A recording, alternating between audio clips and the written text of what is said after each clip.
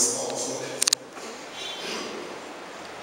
ونعوذ بالله تعالى من شرور أنفسنا ومن سيئات أعمالنا إنه من يهديه الله تعالى فلا مضل له ومن يضلل فلن تجد له وليا مرشدا وأشهد أن لا إله إلا الله وحده لا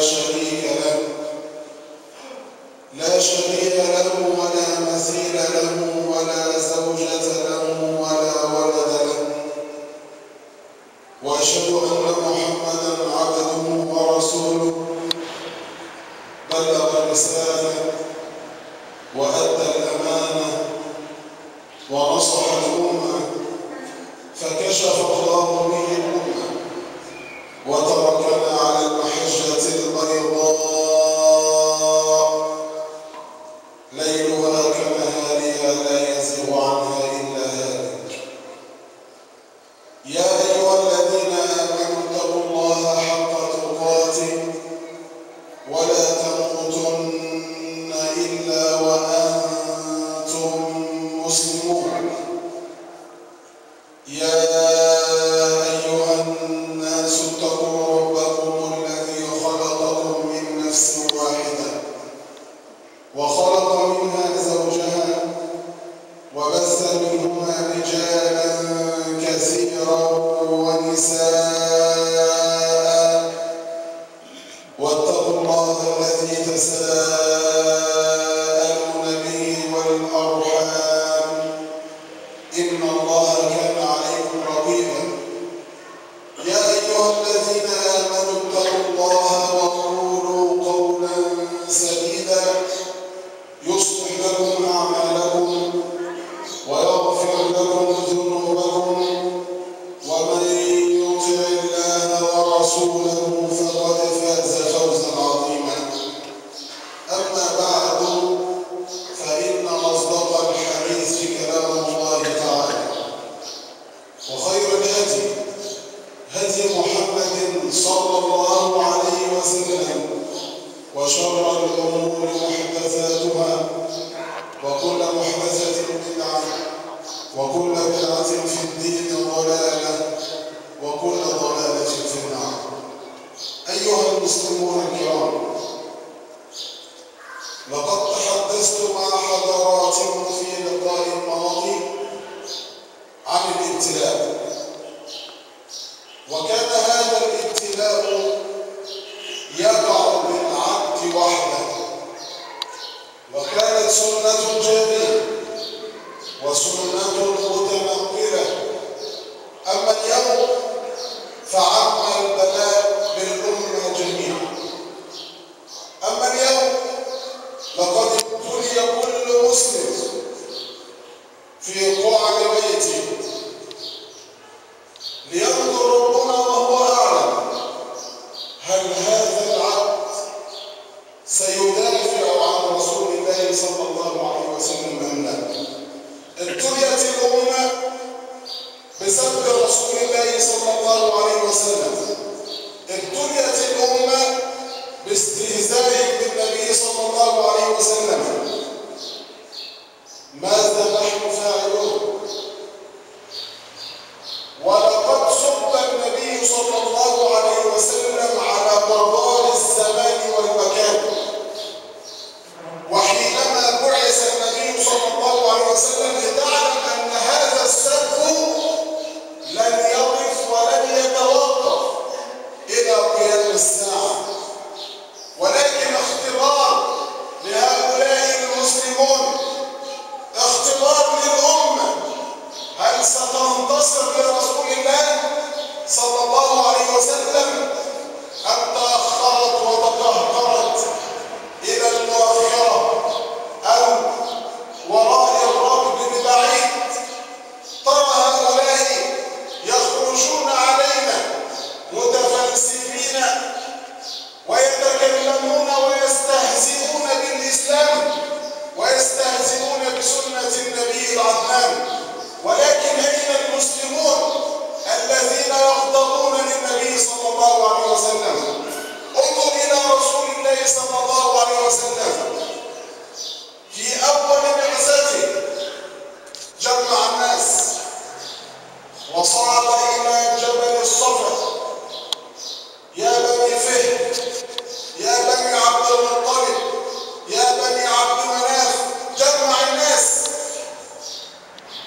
وقال النبي صلى الله عليه وسلم: لو أني مخبركم أن هناك خيل تريد أن تغار عليكم أكنتم مصدقين؟ قالوا: نعم، فأنت الصادق الأمين، قولا واحدا. فقال النبي صلى الله عليه وسلم: إني بين يدي عذاب أليم، أي نزلت علي الرسالة. أول من كذب النبي صلى الله عليه وسلم أبو لهب، قال: لا تصدقوه فإنه صادق كذاب، صلى الله عليه وسلم. صادق مجنون كذاب سب النبي صلى الله عليه وسلم على مدار الزمان والمكان، ولكن ربنا سبحانه وتعالى قال: إلا تنصروه فقد نصره الله.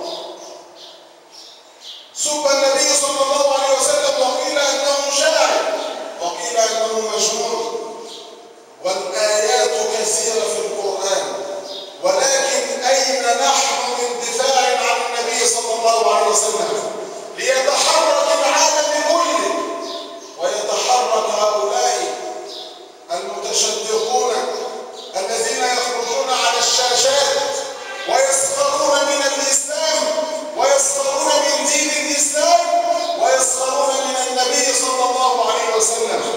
أين هؤلاء ما تحركوا للدفاع عن النبي صلى الله عليه وسلم؟ أقول لك أنت يا عبد الله، هل دافعت عن رسول الله صلى الله عليه وسلم بكل ما تملك؟ ولا تحقر من شأنه ولا تحقر من مكانته. قال الله عز وجل لنبيه صلى الله عليه وسلم: وإنك لعلى خلق عظيم. وإنك لعلى خلق عظيم. النبي صلى الله عليه وسلم جاء بالأخلاق ليعلم الأمة كلها أو جلها بهذا الخلق العظيم. قالت عائشة رضي الله تعالى عنها: كان خلقه القرآن، أي كان قرآنا يمشي على الأرض، أي كان قرآنا يتحرك بين الناس. جئت لأتمم أو بعثت لأتمم مكارم الأخلاق ليسمع هؤلاء الكافرون أو هؤلاء غير المسلمين جميعا، ليسمعوا خلق النبي صلى الله عليه وسلم، لتعلم أنه كان يعفو ويصفح. النبي صلى الله عليه وسلم: وإنك لعلى خلق عظيم. اسمع إلى النبي صلى الله عليه وسلم حينما أصروا رجل من الكفار وهو سمامة بن أسامة، فجاءوا به إلى النبي صلى الله عليه وسلم وهو كان ماضيا إلى عمره، فقال: ما بك يا سمامة؟ إيه اللي عملك يا سمامة؟ قال: الدم دمك، وإن أردت المال أعطيناك. يتكلم كلام حاد لأنه من عائلة كبيرة، والنبي صلى الله عليه وسلم يشفق به وأمر به أن يربط في سارية من سران المسجد وأن يحسن إليه. فسمامة بن أسامة وضع في المسجد 3 أيام، وكان ينظر إلى النبي صلى الله عليه وسلم وينظر إلى أخلاق النبي صلى الله عليه وسلم وينظر إلى الصحابة حول النبي صلى الله عليه وسلم ماذا يفعلون معه. وكأن سمامة تأثر بهذه الأخلاق وتأثر بالصلاة وقراءة القرآن، فجاء في اليوم الثاني: ما بك يا سمامة؟ قال: الدم دم، أي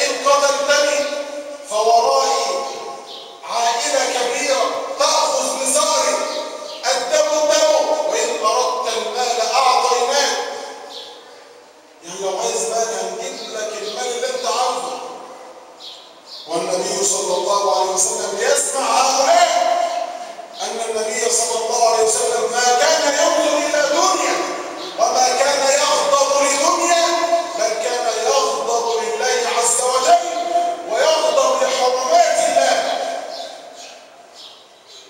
فجاء في اليوم الثالث: ما بك يا سمامة؟ قال: الدم وإن أردت المال أعطيناك. قال: فوق سمامة وأطلقوا صراحة. وحينما أطلق سمامة جاء إلى أقرب بئر بالمسجد واغتسل وعاد إلى النبي صلى الله عليه وسلم فقال: يا رسول الله، أشهد أن لا إله إلا الله وأشهد أنك رسول الله. والله يا رسول الله ما كان أبغض وجه على الأرض من وجهك، وما كانت أبغض بلد على الأرض من بلدك، وأنت الآن أحب وجه على الأرض لي يا رسول الله، وبلدك أحب البلاد إلي. ما تقولني يا رسول الله؟ قال: ما حملك على هذا؟ لماذا لم تسلم وأنت في القيد؟ قال: يا رسول الله، حتى لا يتحدث الناس أنني أسلمت تحت السيف، أو كما قال سمامة، ولكن أردت أن أكون حرا فأرجع بإرادتي وأشهد أن لا إله إلا الله وأنك رسول الله صلى الله عليه وسلم. قال: يا رسول الله، ما تأمرني؟ قال: أين كنت ذاهب؟ قال: كنت ذاهبا إلى العمرة. فقال: أكمل عمرتك. قال: هل تأمرني أن أمنع الحنطة والقمح عن غفار؟ قال: لا. هذه رحمة النبي صلى الله عليه وسلم. قال: لا تمنع، بل كن خير رجل، أو كما قال صلى الله عليه وسلم، بل أحسن إليهم. نعم يا عباد الله، رحمة النبي صلى الله عليه وسلم بهؤلاء الكفار. انظر إلى رحمة النبي صلى الله عليه وسلم لبعض الصحابة. يقول أنس بن مالك رضي الله تعالى عنه: دخل علينا أعرابي ونحن في المسجد، فقام وأخذ ناحية من المسجد وبنى فيها. أنا أعلم أنك تحفظ الحديث، ولكن قف على معاني الحديث وتأمل. هذا رجل من الصحابة، كان حديث عهد بالإسلام، وكما قال بعض العلماء حينما قدم على النبي صلى الله عليه وسلم كان يقطع مسيرة ويصعد جبلا ويهوي واديا، وحينما دخل المسجد ما كان معد كالآن، مكت وسقف وأبواب وشبابيك وما شابه ذلك، بل كانت قطعة من الجبل أو الأرض الرملية، فهي لا تختلف عن الأرض الأخرى أو الأراضي الأخرى. فظن هذا الصحابي أنها قطعة من القطع التي كان يمشي فيها، فقام وبات في ناحية من المسجد. فقامت الصحابة لتقع به: ما كلمة للسجن، ماذا تفعل؟ فقال النبي صلى الله عليه وسلم: دعوه، لا تزرموه، أي لا تقطعوا عليه مولته. وأثبت طبيا أن من أراد البول وقطع فيه أصيب بتعب في مثانته.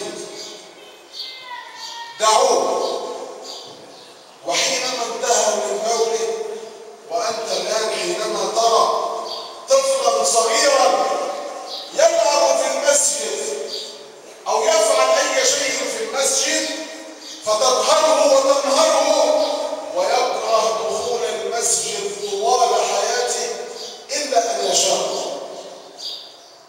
وكل له قصة في المسجد، لأن الناس نعم المسجد له قدسية، ولكن من جهل بأحكام المسجد لك أن تعلمه وإن كان شيخا كبيرا، ولك أن ترفق به وترحمه. نعم يا عباد الله. وحينما انتهى من دوره دعا أحد الصحابة بدلو من ماء أو بذنوب من ماء وشنه على هذا المكان، أي أراك الماء على بوله. ثم دعاه هذا الصحابي أي النبي صلى الله عليه وسلم قال يا هذا، دعاه فأقبل إليه قال إن هذه المساجد لا تصلح لهذا القذر، بل إنما جعلت للصلاة وقراءة القرآن والتسبيح. هي دي رحمة النبي صلى الله عليه وسلم، هي دي رحمة النبي يا جماعة. في المسجد رجل كبير يقول في المسجد ويرحمه النبي صلى الله عليه وسلم، ما قهره وما شتمه وما نهره، بل علمه تعليم الإسلامية. يقول أنس بن مالك هذه القصة كما عند مسلم. أما الرواية الثانية في رحمة النبي صلى الله عليه وسلم، يقول معاوية بن عبد الله السلمي وأنا خلف النبي صلى الله عليه وسلم في الصلاة إذ عطس أحد القوم. رجل في الصلاة عطس، فقال معاوية يرحمك الله. هذا من الطبيعي إن واحد يعطس قدامك يبقى تشمته، ولكن ليس في الصلاة وليس في خطبة الجمعة وأنت جالس الآن.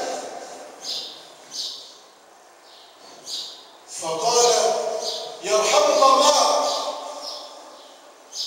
فيقول معاوية بن عبد الله السلمي فرماني القوم بأبصارهم فقلت وزغلوا ما، أي فقدتني أمي، ماذا فعلت؟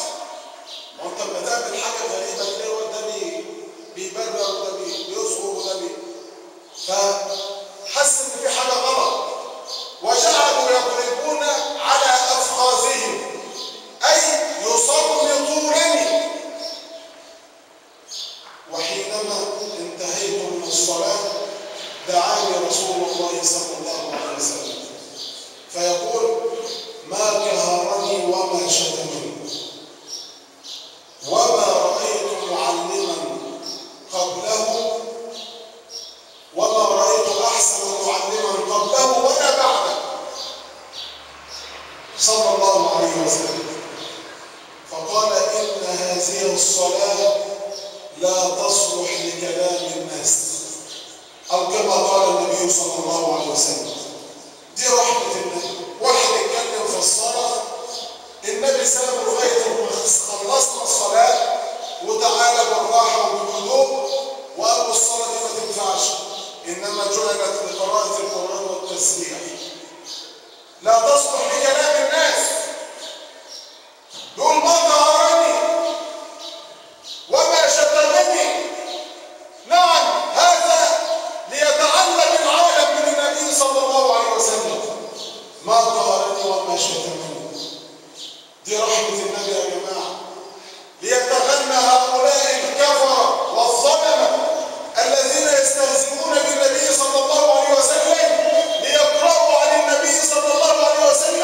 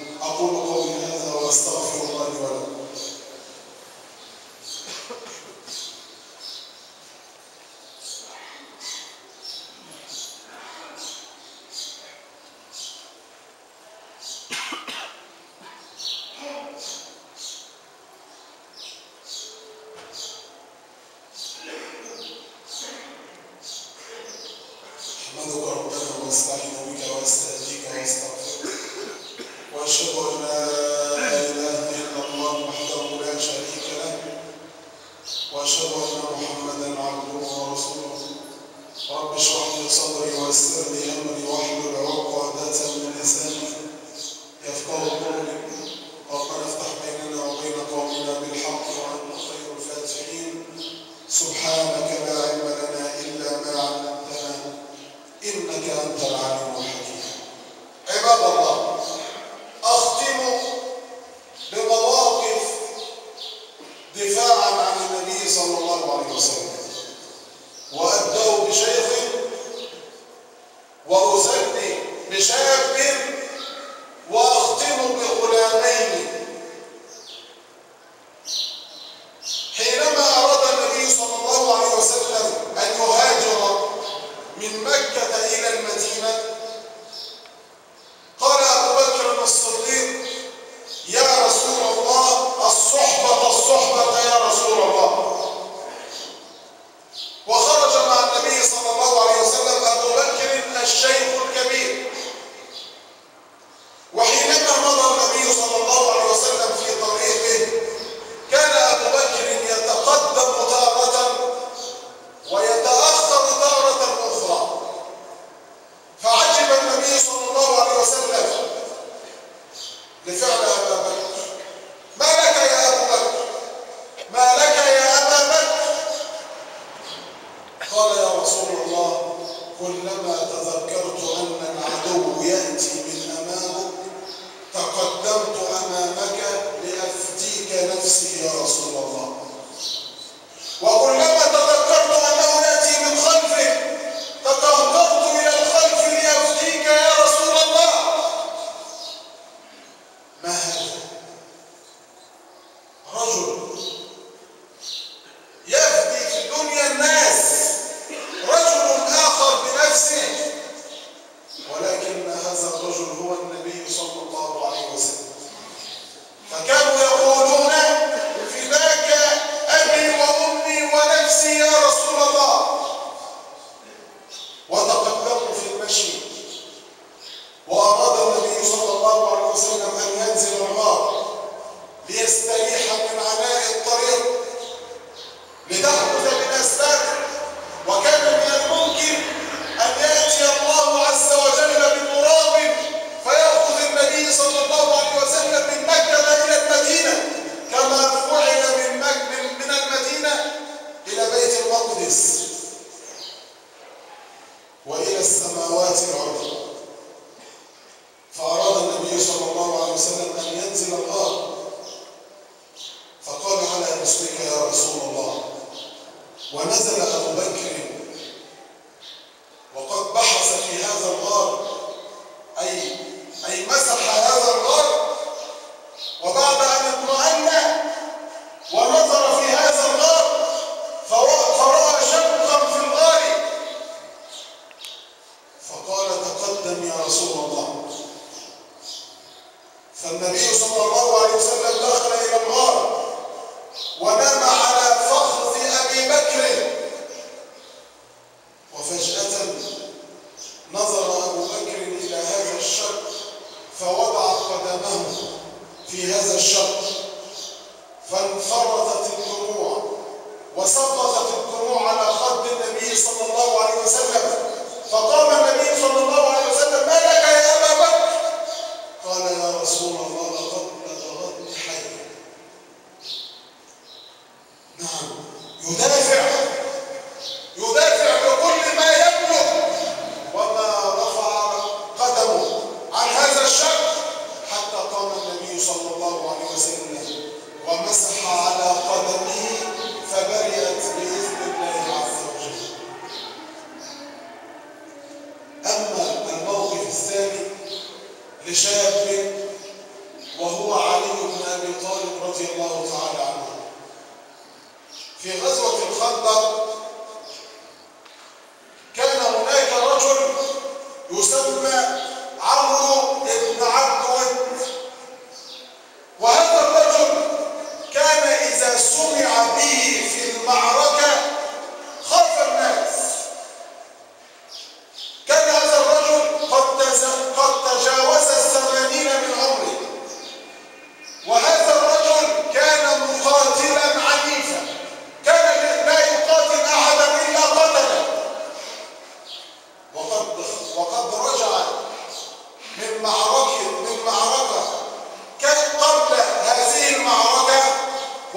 توعد وقال لن أخلع هذه الملابس حتى أقتل محمد، ولن أغتسل حتى أقتل محمد صلى الله عليه وسلم. فخرج في غزوة الخندق، وكانت غزوة الخندق كانت فكرة جديدة في الغزوات. أشار بعض الصحابة على النبي صلى الله عليه وسلم أن يحفروا خندق العمق كبير والاتساع كبير حتى لا يصل إليه معه، ولكن هذا الخندق كان يعبره الخيل الأصيل العربي. وطبعا عمرو بن عبد ود رجل مقاتل، فكان لا يركب إلا جوادا عربيا أصيلا، فعبر هذا الخندق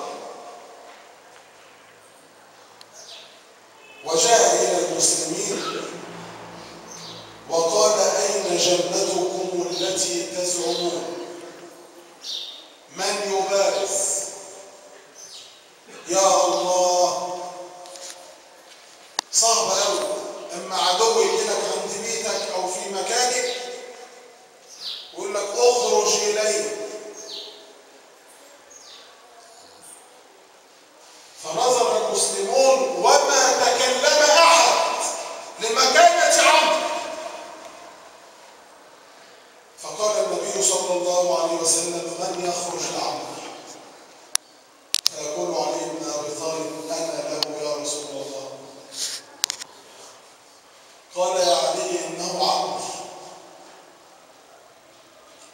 إنه عمرو، اقعد يا علي.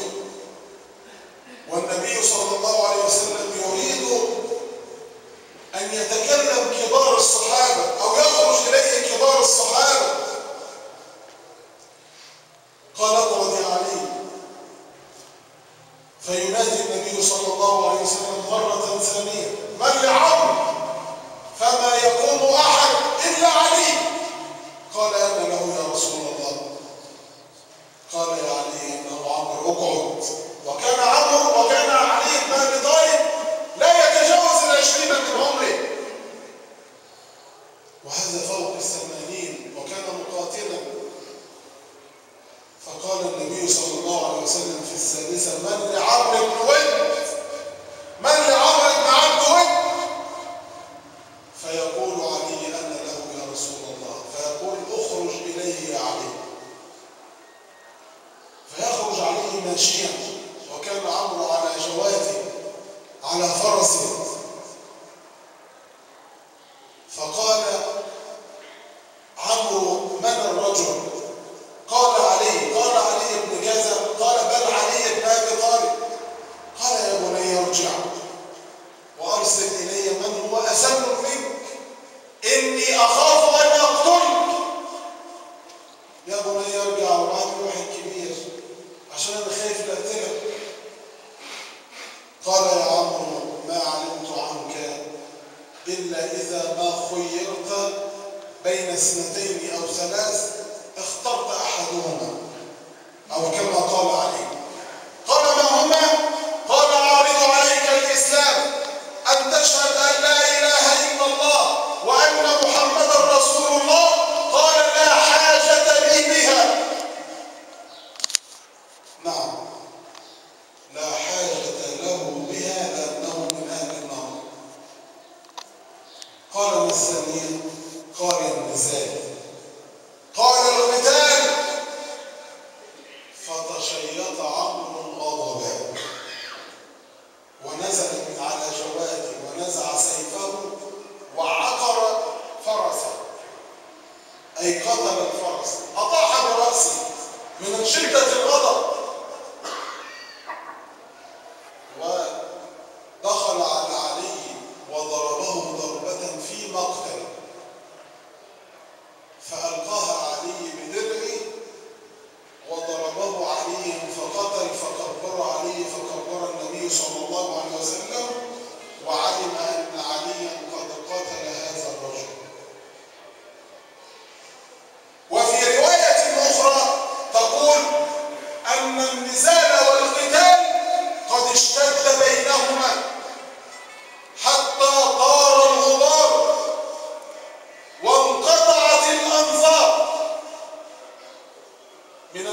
وشدة القتال بينهما الغبار طلع وما عادوش شايفين.